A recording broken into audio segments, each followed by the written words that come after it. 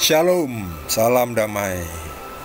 Kita teruskan dengan surat Rasul Paulus kepada umat di Roma. Bab 14 dengan judul perikop, Jangan menghakimi saudaramu. Terimalah orang yang lemah imannya tanpa mempercakapkan pendapatnya. Yang seorang yakin bahwa ia boleh makan segala jenis makanan, tetapi orang yang lemah imannya hanya makan sayur-sayuran saja. Siapa yang makan, janganlah menghina orang yang tidak makan. Dan siapa yang tidak makan, janganlah menghakimi orang yang makan. Sebab Allah telah menerima orang itu. Siapakah kamu sehingga kamu menghakimi hamba orang lain? Entahkah ia berdiri, entahkah ia jatuh, itu adalah urusan tuannya sendiri. Tetapi ia akan tetap berdiri karena Tuhan berkuasa menjaga dia terus berdiri. Yang seorang menganggap hari yang satu lebih penting daripada hari yang lain, tetapi yang lain menganggap semua hari sama saja. Hendaklah setiap orang benar-benar yakin dalam hatinya sendiri. Siapa yang berpegang pada suatu hari yang tertentu, ia melakukannya untuk Tuhan. Dan siapa makan, ia melakukannya untuk Tuhan, sebab ia mengucap syukur kepada Allah. Dan siapa tidak makan, ia melakukannya untuk Tuhan, dan ia juga mengucap syukur kepada Allah. Sebab tidak ada seorang pun di antara kita yang hidup untuk dirinya sendiri, dan tidak ada seorang pun yang mati untuk dirinya sendiri. Sebab jika kita hidup untuk Tuhan, dan jika kita mati untuk Tuhan. Jadi, baik hidup atau mati, kita adalah milik Tuhan. Sebab untuk itulah Kristus telah mati dan hidup kembali, supaya ia menjadi Tuhan, baik atas orang-orang mati maupun atas orang-orang hidup. Tetapi engkau, mengapakah engkau menghakimi saudaramu? Atau mengapakah engkau menghina saudaramu? Sebab kita semua harus menghadap tahta pengadilan Allah. Karena ada tertulis, demi aku hidup, demikianlah firman Tuhan, semua orang akan bertekuk lutut di hadapanku, dan semua orang akan memuliakan Allah. Demikianlah setiap orang di antara kita akan memberi pertanggungan jawab tentang dirinya sendiri kepada Allah. Demikianlah sabda Tuhan.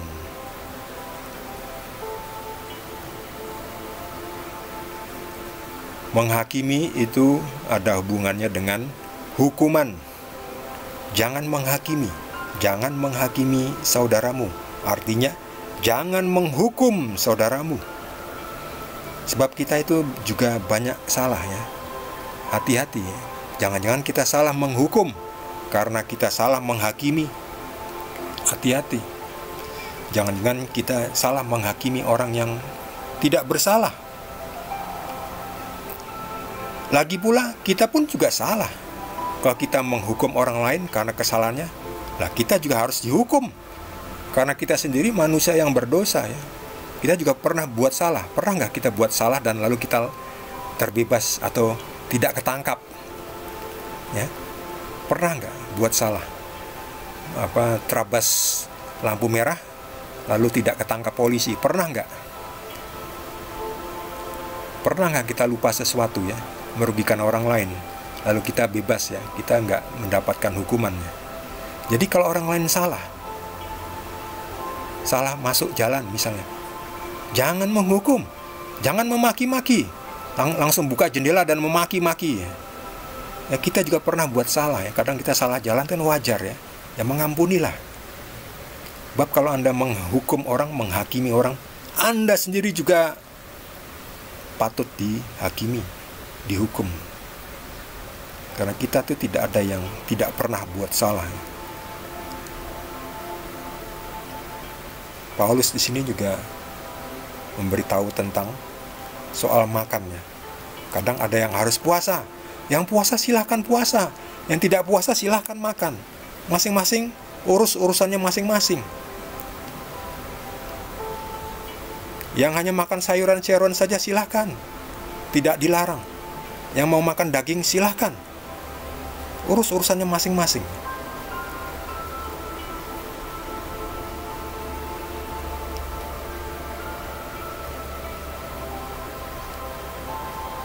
Kita kalau makan, kita makan itu untuk melakukannya untuk Tuhan, ya.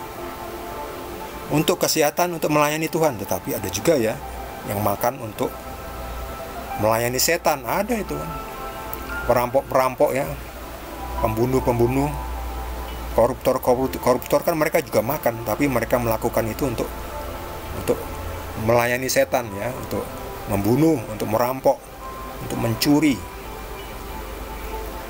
ya, untuk menghalang-halangi orang beribadah, untuk menghalang-halangi orang buat gereja. Mereka juga makan, tapi mereka setelah itu melayani iblis.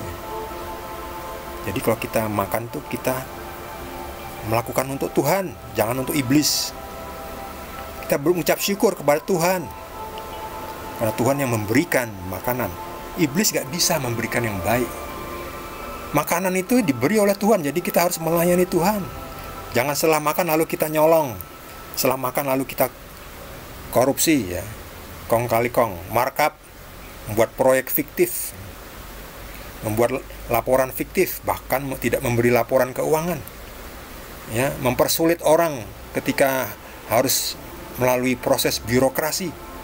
Itu kan ada oknum-oknum ya, sehingga kita rakyat itu merasa kesulitan ya. Kalau tidak nyogok ya tidak dipergampang itunya apa, tidak lolos urusannya ya, dipersulit. Itu mereka yang makan untuk melayani setan ya. Habis makan lalu mereka mempersulit orang dengan alasan birokrasi yang macam-macam, administrasi yang macam-macam, padahal sudah jelas aturan administrasi harus apa yang diperlukan. Sudah bayar administrasi, ya diberikanlah arsipnya, barangnya, jangan ditahan. Yang sudah jelas aturannya. Kalau aturannya sudah dipenuhi, artinya kewajibannya sudah dipenuhi, biarkan barangnya dikeluarkan, dibebaskan ya. Ya, jangan malah ditahan ya. Ditahan di suatu lembaga tertentu itu kan nggak bisa dikeluar barangnya ya. Bahkan diberi beban-beban tarif yang tidak wajar ya. Aturannya nggak jelas lalu dipersulitnya. Itu loh. Itu nama oknum-oknum ya. Yang mereka makan tapi setelah itu mereka melayani iblis ya. Untuk mencari keuntungan ya, mendapatkan uang ya. Itu mereka mendapatkan uang yang dari iblis itu ya. Itu tidak akan tahan lama. Jadi kita hidup untuk Tuhan. Jangan kita hidup untuk iblis. Ada yang hidup untuk iblis. Ya, hidupnya melayani iblis itu. Ya, itulah perampok, pencuri, pembunuh, koruptor, tukang nyolong, tukang kawin sana kawin sini ya, yang bukan dengan pasangannya yang resmi ya. Itu. Jadi kalau kita hidup untuk Tuhan, jangan untuk iblis. Kalau kita mati untuk Tuhan, supaya kita bisa dibangkitkan kembali oleh Tuhan Yesus. Sebab hanya Tuhan Yesus yang bisa membangkitkan, gak ada Tuhan-Tuhan yang lain. Sebab manusia ini sebetulnya ciptaan Tuhan, bukan ciptaan iblis. Jadi kita harus hidup untuk Tuhan. Jadi mengapa engkau menghakimi saudaramu?